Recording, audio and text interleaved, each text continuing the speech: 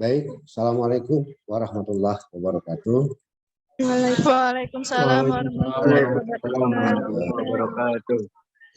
Sekalian, alhamdulillah kita pada kesempatan kali ini bisa berjumpa kembali di perkuliahan mata kuliah landasan pendidikan. Tentunya ini untuk pertemuan ketiga kita akan membahas kaitan dengan manusia dan pendidikan. Seperti biasa tentunya Bapak ingin menyampaikan sebelum ke materi pokok, kita lihat apa tuh rencana perkuliahan semester. Dan Bapak akan sampaikan kembali supaya ini menjadi bagian kita terhadap apa capaian pembelajaran seperti apa, sehingga kita itu pun menjadi ada hal-hal yang bisa diambil dari mata kuliah pelajaran mata kuliah pendidikan. Izin share screen ya. Baik, sebelum ke materi pokok tentunya Bapak ingin menyampaikan bahwa rencana perkuliahan pada pertemuan kali ini kaitan manusia dan pendidikan tentunya mari kita simak sama-sama supaya bisa dilihat, kita mohon perhatiannya. Anak-anak sekalian, deskripsi mata kuliah landasan pendidikan ini tergolong mata kuliah dasar profesi yang merupakan bagian dari keseluruhan kurikulum pendidikan tenaga kependidikan. Dan mata kuliah ini diberikan pada semester 1 dengan bobot 2 SKS, ya.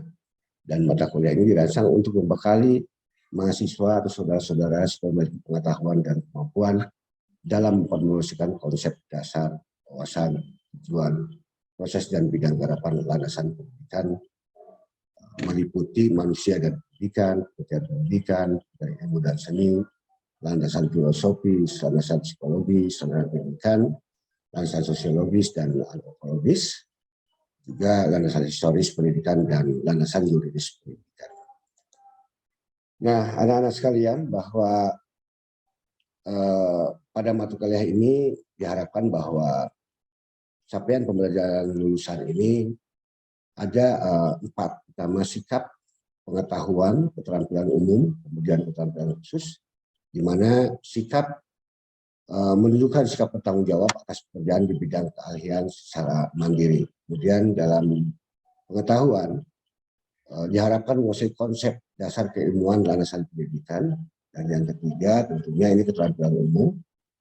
Mahasiswa mampu merumuskan landasan pendidikan, mengidentifikasi jenis-jenis landasan pendidikan, menjelaskan fungsi landasan pendidikan dalam praktek dan studi pendidikan, dan menjelaskan fungsi landasan pendidikan bagi calon peserta didik. Dan keterampilan khusus tentunya diharapkan mampu melakukan analisis data menggunakan teknik identifikasi kebutuhan atau need assessment. Yang kelima, mampu merencanakan dan mengelola sumber daya dalam penyelenggaraan kelas, sekolah, dan lembaga pendidikan yang menjadi tanggung jawab dan mengevaluasi aktivitas secara komprehensif. Baik, sementara capaian pembelajaran mata kuliah ini diharapkan dalam capaian pembelajaran mata kuliah mampu memahami substansi landasan pendidikan. Ya. 2, mampu memahami program konsep landasan pendidikan.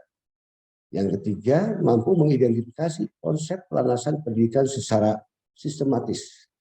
Dan yang keempat, mampu mengidentifikasi struktur sosial masyarakat dalam meningkatkan kualitas. Tentunya, ya, dalam capaian pembelajaran mata kuliah ini diharapkan mahasiswa ataupun saudara-saudara mampu memahami pada periode pertama ini mampu memahami program landasan pendidikan, kemudian mampu memahami landasan pendidikan, kemudian mampu memahami manusia dan pendidikan, kemudian yang keempat menjelaskan berbagai pengertian pendidikan, mampu mengerjakan pendidikan, menjelaskan pendidikan sebagai ilmu dan seni, mampu memahami landasan filosofis pendidikan, mampu memahami dan menjelaskan landasan filsafat pendidikan, pragmatisme, filsafat pendidikan nasional, atau filsafat pendidikan Pancasila. Selanjutnya dalam beberapa ini landasan psikologis pendidikan, ya, di mana akan membahas perkembangan individu dan pendidikan serta pengaruh hereditas dan lingkungan terhadap perkembangan individu. Berikutnya juga masih pada menjelaskan tentang memahami tentang dasar pendidikan. Kemudian mampu memahami dan menjelaskan teori belajar pendidikan. Selanjutnya mampu menjelaskan landasan sosiologis dan antropologis pendidikan. Ya. Kemudian mampu menjelaskan landasan landasan pendidikan sosiologis pendidikan, individu masyarakat, dan pendidikan formal dan non formal. Kemudian diharapkan saudara-saudara memahami dan mampu menjelaskan landasan sosiologis pendidikan dan pendidikan pada zaman purba sampai dengan zaman kolonial Belanda dan pendidikan kaum pergerakan kebangsaan nasional. Berikutnya pada pertemuan 13 ini diharapkan Anda mampu memahami dan menjelaskan zaman pendudukan militerisme Jepang, pendidikan periode 1945 sampai 1969 dan era PJP 1. Dan yang terakhir, yang ke-14, landasan yuridis pendidikan. Jadi ada 14 kali materi yang akan disampaikan dan 2 UTS dan UAS. Kemudian ini diharapkan Anda ini capaian pembelajaran mata kuliah ini. Anda diharapkan mampu memahami dan menjelaskan nanti kaitan dengan manusia dan pendidikan. Ini yang pertemuan ketiga yang akan kita bahas. Materi pokoknya adalah manusia dan pendidikan.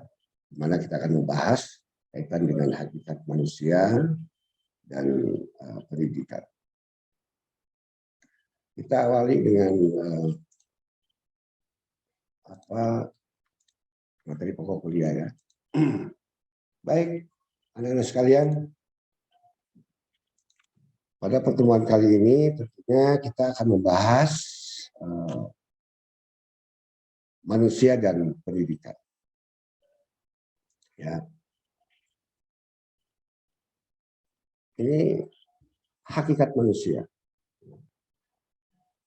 Apakah manusia itu? Ya. Bahwa Bapak mengutip dari Quran Surat Az-Zariyat ayat 56 bahwa manusia dan tidaklah aku ciptakan jin dan manusia melainkan untuk beribadah kepada. Itu tugas hakikat manusia. Kemudian Allah memerintahkan kepada manusia untuk mentauhidkan, untuk mengagungkan nama Allah dengan kalimat tauhid, la ilaha illallah. Ya. Dalam surat An-Nisa ayat 36 Allah berfirman, sembahlah Allah dan janganlah kalian mempersekutukannya dengan sesuatu apa. Jadi manusia diciptakan untuk membantu tugas-tugas pengabdian kepada Sang Pencipta. Jadi hakikat manusia itu ya inilah, bahwa diciptakan oleh Allah itu untuk beribadah. Manusia diciptakan oleh Allah untuk mengemban tugas-tugas ya dari Sang Penciptanya, yaitu ibadah. Berikutnya bahwa manusia itu disebut makhluk monodualisme. Ya, manusia disebutkan sebagai makhluk individu dan makhluk sosial. Nah, kita akan bahas dulu mengapa manusia disebut makhluk individu. Nah, manusia disebut makhluk individu ini dilihat dari perbedaan sosial. Ya, manusia lebih menekankan pada konsep struktur, pada pola perilaku individu dan kelompok, anak sekalian. Kemudian perbedaan kepribadian lebih menempatkan pada daya hidup. Jadi kenapa manusia disebut makhluk individu? Dan kemudian perbedaan kecakapan dan kepandaian. Kemudian pula dikatakan sebagai makhluk individu melihat dari perbedaan itu antara satu yang lainnya tentunya berbeda. Berikutnya, ya, manusia disebut sebagai makhluk sosial. Kenapa disebut makhluk sosial? Jadi pada dasarnya manusia disebut makhluk sosial itu ya, yang tidak dapat hidup sendiri karena manusia memiliki manusia memiliki dorongan, ya, ya, untuk saling berinteraksi dengan manusia yang lain. Misalnya hidup berkelompok karena memiliki kepentingan dan tujuan bersama. Sudah pasti ini melakukan sebuah adanya interaksi, hubungan sosial antara manusia yang satu dengan yang lain. Dan kedua, hakikatnya bahwa manusia disebut makhluk sosial adalah manusia itu bisa membentuk hukum, ya, mendirikan kaidah perilaku, bekerja sama dalam sebuah kelompok. Jadi hakikat manusia itu membentuk hukum. Manusia itu butuh rambu-rambu, ya, dan butuh mendirikan sebuah kaidah perilaku, ya, bekerja sama dengan satu dengan yang lain. Artinya bahwa manusia itu butuh aturan. Tanpa aturan manusia ini juga akan terjadi sebuah boleh dikatakan, ya, saya tidak akan kacau manusia, ya. Jadi sekali lagi bahwa tadi manusia itu disebut monodualisme, di mana manusia disebut sebagai makhluk individu dan sosial, ya. Kemudian berikutnya, nah ini ada dimensi manusia. Dimensi manusia itu manusia juga dikatakan sebagai makhluk susila, ya. Manusia sebagai makhluk susila. Susila berasal dari kata su dan sila, yang berarti manusia itu berarti harus memiliki kepantasan, harus memiliki sosial, harus memiliki moral. Ya. Kemudian pandangan manusia sebagai makhluk asusila, bermoral, asusila atau bermoral, bersumber pada kepercayaan manusia itu sendiri. Ya. Kemudian pertanyaan, mengapa manusia itu harus menerapkan moral dan nilai? Ingat bahwa manusia itu adalah makhluk sosial yang hidup bermasyarakat atau bermasyarakat. Manusia itu hidup bermasyarakat, dan manusia itu adalah makhluk sosial yang di dalamnya ada sebuah interaksi antara manusia yang satu dengan yang lain. Kemudian dimensi lainnya bahwa manusia itu adalah makhluk beragama. Manusia sebagai makhluk beragama, di mana manusia itu percaya kepada Tuhan, ya, percaya kepada Tuhan, melakukan ritual atau ibadah yang kita anut, atau upacara-upacara yang lainnya yang memiliki nilai-nilai religi. Kemudian manusia juga, hubungan pribadi manusia ada dengan Tuhan yang bersifat transendental atau melibatkan rohani manusia dengan perorangan. Dan berikutnya tentunya potensi manusia, bahwa manusia itu memiliki potensi. Ya, anak-anak sekalian, bahwa manusia dikuasai oleh fasilitas istimewa yaitu akal. Nah, potensi yang berasal dari daya cipta yaitu manusia itu diberikan akal. Makanya tidaklah aku ciptakan jin dan manusia kecuali untuk beribadah, dan manusia itu dimuliakan oleh Allah, diberikan potensi akal yang sangat hebat. Di mana potensi itu berasal dari cipta, ya. Antara lain adalah intellectual quotient atau kemampuan seseorang untuk belajar, menalar, berpikir, merencanakan, memecahkan masalah, dan memahami gagasan.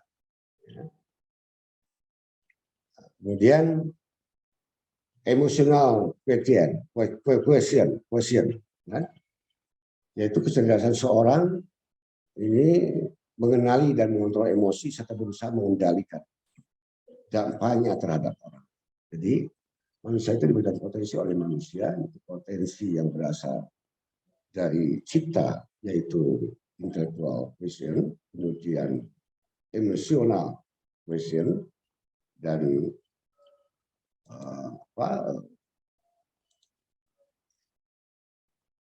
spiritual quotient, ya, di mana kecerdasan seorang itu untuk pengembangan dirinya serta melalui penciptaan keinginan untuk menerapkan nilai-nilai positif.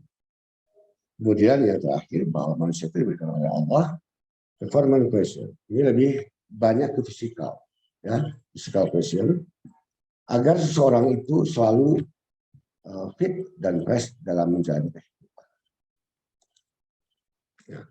Sekarang ini hakikat pendidikan. Hakikat pendidikan, kenapa manusia itu berbarengan, bahwa manusia dan pendidikan itu diibaratkan hangkot dengan amplop ya. Jadi tidak bisa terpisahkan. Ya. Rasulullah SAW mengingatkan bahwa tugas manusia itu yaitu untuk sejarah. Ya, untuk ilmu mina mahdi ilalah, tuntutlah ilmu sejak dalam buaya sampai ke liang lahat. Nah, diadopsi oleh Abraham Maslow dengan teori lifelong education. Itu konsep belajar yang secara terus-menerus dan bersinambung. Nah, sasaran pendidikan itu apa? Ini ada korelasinya bahwa sasaran pendidikan itu adalah manusia. Ya. Rasulullah SAW mengatakan untuk lima min amahdi ilalah, tutuplah ilmu dari sejak buaya sampai ke liang lahat. Artinya proses belajar ini ada secara terus-menerus dari mulai buaya sampai ke liang lahat. Nah, dalam konsep lifelong education ini atau lifelong learning, konsep belajar secara terus-menerus dan berkesinambungan ini adalah Bapak melihat bahwa jauh sebelumnya Nabi sudah mengatakan itu dan dikembangkan oleh Abraham Maslow ya, tentang kaitan dengan teori belajar atau konsep belajar yang harus terus dan berkesinambungan tanpa waktu, tanpa mengenal batas usia, bahwa belajar itu ada wajib bagi manusia. Ya. Nah, sasaran pendidikan itu manusia, di mana pendidikan bermaksud membantu peserta didik untuk menumbuh kembangkan potensi-potensi manusia. Nah, sasaran pendidikan itu ada manusia. Ya, tidak lepas daripada bahwa manusia itu dengan pendidikan. Kenapa? Karena di dalamnya ada potensi-potensi yang memang perlu ditumbuh kembangkan melalui proses pendidikan. Nah, tugas mendidik Anda sebagai pendidik, tugas mendidik itu hanya mungkin dilakukan dengan benar dan tepat tujuan jika pendidik memiliki gambaran yang jelas tentang siapa manusia itu sebenarnya. Ya, gitu. Yang kemudian bahwa nah, ada sifat, kalau tadi hakikat pendidikan, nah, sekali-sekali sifat hakikat manusia. Ya. Sifat hakikat manusia, bahwa sifat yang hanya dimiliki oleh manusia adalah ciri-ciri karakteristik gitu loh. Ya. Atau sifat yang hanya dimiliki oleh manusia itu adalah ciri-ciri hanya karakteristik. Pertama yaitu pemahaman pendidik terhadap sifat hakikat manusia akan membentuk gitu ya, peta tentang karakteristik manusia. Kemudian peta tersebut menjadi landasan untuk memberikan acuan baginya sebuah sikap ataupun acuan baginya untuk bersikap, menyusun strategi, metode dan teknik untuk merancang dan melaksanakan komunikasi edukatif. Ya.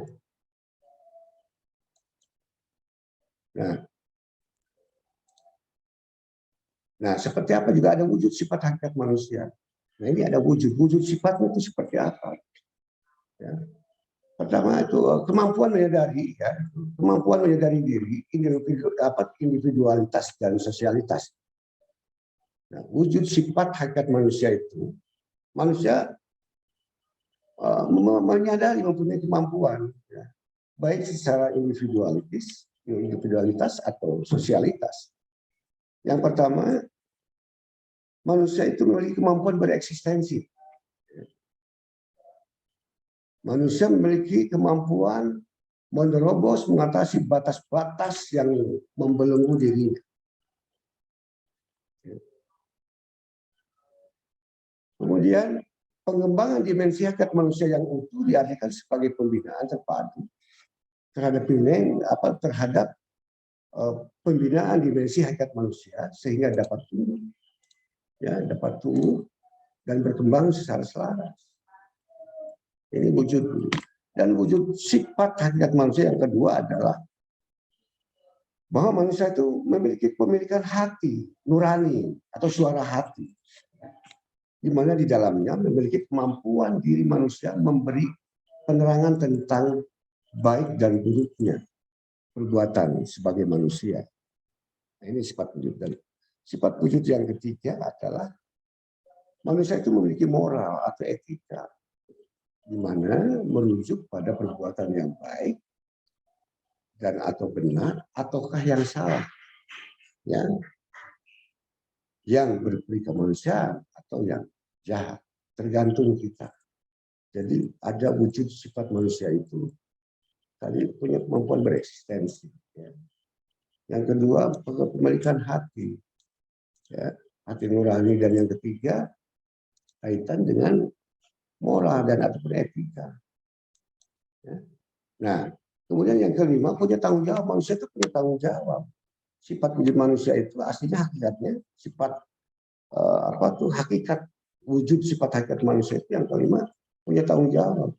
Manusia itu punya tanggung jawab.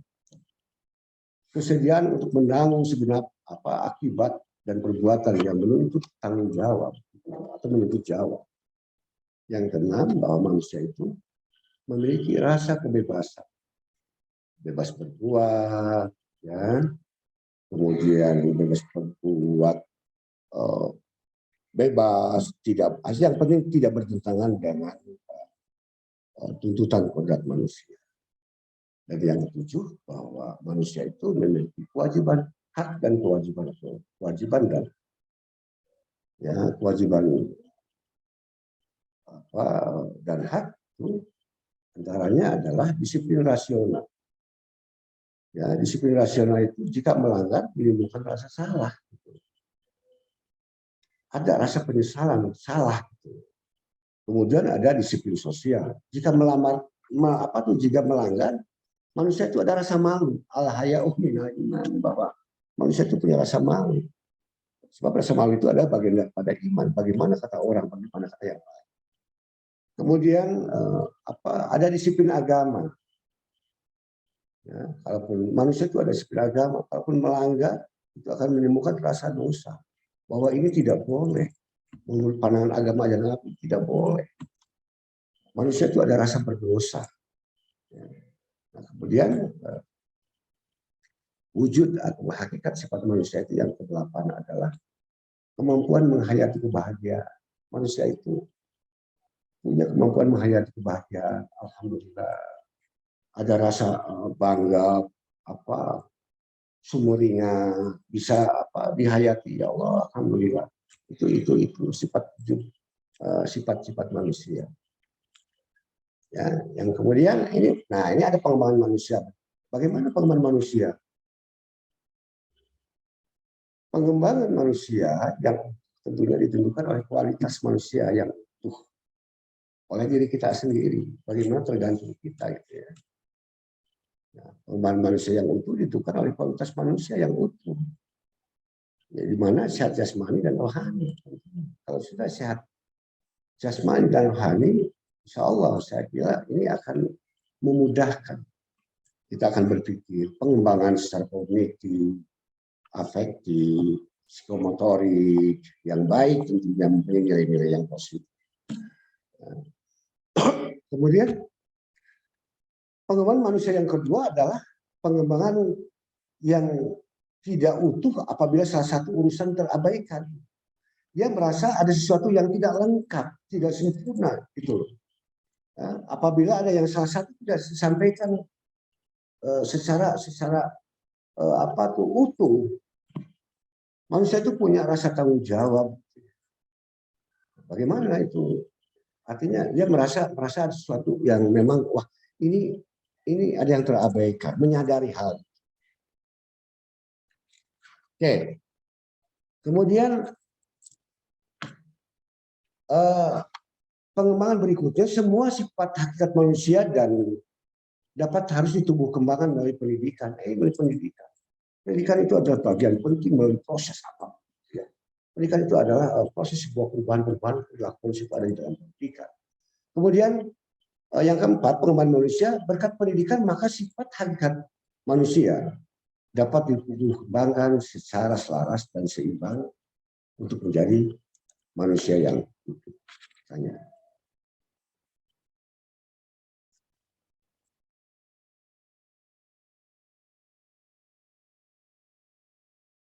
Kira itu apa yang Bapak sampaikan, saya kira mudah-mudahan itu bermanfaat dan ada meskipun Bapak menyampaikan Anda bisa menyimak, bisa memahami dan menjelaskan. Bagi Anda yang mau bertanya silakan, dipersilakan. Yang bertanya silakan. Izin bertanya, Pak. Enggak, siap. Silakan. Mengapa manusia harus berdampingan dengan pendidikan? Mengapa manusia harus berdampingan dengan pendidikan? Ya, Pak. Saya kira itu pertanyaan yang sangat bagus. Mengapa manusia harus berdampingan dengan pendidikan? Bahwa manusia itu adalah ciptaan Allah, ya, ciptaan Allah yang dibekali dengan akal dan pikiran. Akal dan pikiran. Ya, manusia merupakan ciptaan Tuhan yang Maha Esa, memiliki derajat yang paling tinggi ya, di antara ciptaan. Dan pendidikan adalah proses untuk mengubah sikap dan perilaku seseorang. Ya, jadi antara pendidikan dan manusia itu tidak bisa dipisah. Karena pendidikan adalah manusia itu membutuhkan pendidikan, bahwa pendidikan juga adalah yang dididiknya adalah manusia. Tapi di situ ada sebuah proses untuk mengubah sikap perilaku manusia. Maka oleh sebab itu bahwa pendidikan selalu berdampingan dengan manusia. Ataupun manusia membutuhkan pendidikan. Sebab di dalam pendidikan adalah ada sebuah proses perubahan perilaku manusianya itu sendiri untuk meningkatkan kualitas. Sekira begitu ya. Paham itu siapa bosan yang tadi? Iqbal, Pak. Paham, Pak. Oke, terima kasih, Iqbal. Ada yang lainnya? Terima kasih, Pak. Siap. Aku, Pak, izin bertanya. Ya. Bagaimana hakikat kehidupan manusia dan hubungannya dengan pendidikan? Bagaimana Hakikat kehidupan manusia dan hubungannya dengan pendidikan. Oke. Ya. Bagaimana hakikat manusia, hakikat kehidupan manusia dan hubungannya dengan pendidikan. Saya kira manusia adalah makhluk yang memiliki derajat yang lebih tinggi daripada makhluk lain. Kemudian pendidikan merupakan suatu proses yang dapat mengubah perilaku dan sikap manusia ya, dalam upaya menjadikan manusia dewasa melalui pengajaran dan pelatihan di dalam pendidikan. Jadi antara hakikat manusia dan hubungan dengan pendidikan, manusia adalah makhluk Allah, makhluk yang disebut oleh Allah yang memiliki derajat yang lebih tinggi daripada makhluk yang lain. Ya, sementara pendidikan merupakan sebuah proses yang dapat mengubah perilaku dan sikap manusia dalam upaya menjadi manusia itu menjadi dewasa, yang melalui pengajaran dalam sebuah proses pendidikan dan mungkin pelatihan dalam sebuah proses pendidikan. Begitu kira-kira. Ada yang terakhir pada waktu. Izin bertanya, Pak.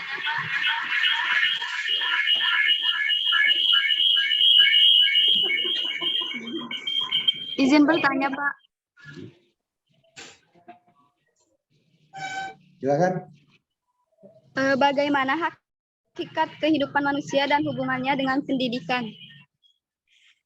Baik, terus dulu ya. Bagaimana hakikat kehidupan manusia dan hubungannya dengan pendidikan? Oke. Baik, tadi kan sudah disampaikan bahwa ini hampir sama dengan tadi pertanyaan tadi, bahwa mengapa hakikat manusia itu sangat penting dan untuk dipelajari dalam dunia pendidikan. Saya kira itu ya tadi. Saya kira alasannya bahwa dalam dunia itu, dalam dunia pendidikan, tentunya mempelajari hakikat manusia dan perkembangannya. Sementara pendidikan juga merupakan upaya untuk mengembangkan peradaban manusia. Jadi hal ini tidak dapat tercapai jika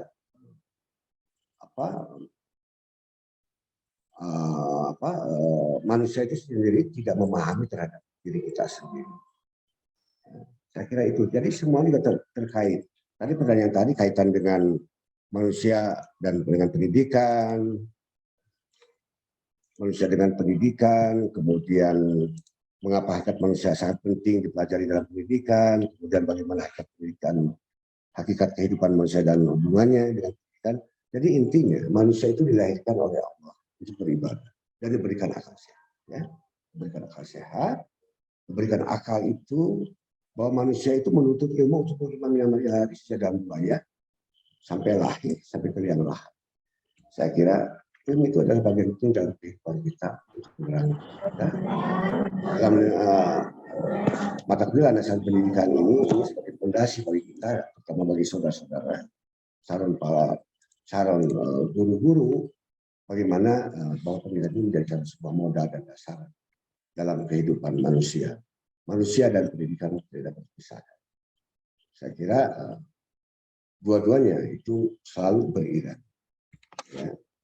Terima kasih anak sekalian, mudah-mudahan apa yang disampaikan ini menjadi bekal buat Anda bisa paham. Paham semua ya? Okay. Paham, Pak. Terima kasih. Allah paham. Allah muwaffiqil aqwamit thoriq. Assalamualaikum warahmatullahi wabarakatuh. Waalaikumsalam warahmatullahi wabarakatuh. Terima kasih Bapak. Terima kasih Pak. Terima kasih, Bapak. Terima kasih Bapak.